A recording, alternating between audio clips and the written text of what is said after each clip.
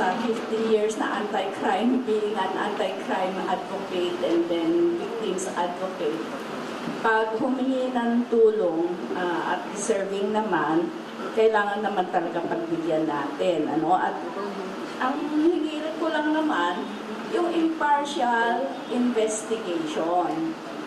Kasi nga, nakakatawa kasi, number one, yung sinasabing equipment, ina-check ko, it's readily available sa Shopee and Lazada.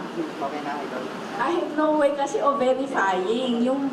Siyempre, ako naman, NGO lang. Nung nakita ko yung 16 na equipment, sabi ko nakakatakot naman to, ano bang mga equipment ito?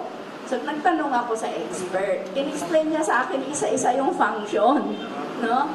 So, sabi ko, I have no way of verifying. Ang sa akin, impartial investigation. Hindi kasi ang nangyari, trial by publicity agad. Hindi pa nga tayo nag-umpisa, trial by publicity, nag-conclude agad kayo na espiya. The company is a big company with clients in US, in Taiwan, in Australia, at internationally registered company.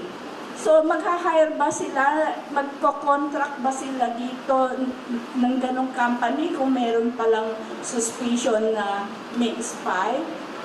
Tapos, ang embassy, humingi din ng tulong sa akin.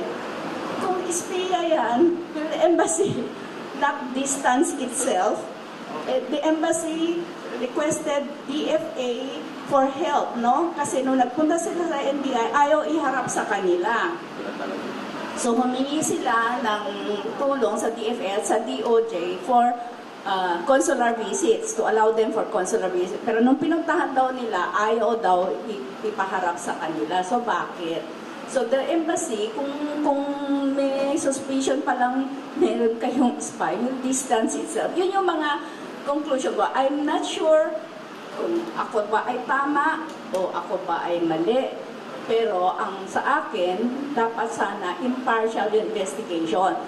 Yung pinagtataka nga ni Noemi, saan nang galing yung PLA University? He is not even a university graduate. He's a vocational technical school graduate.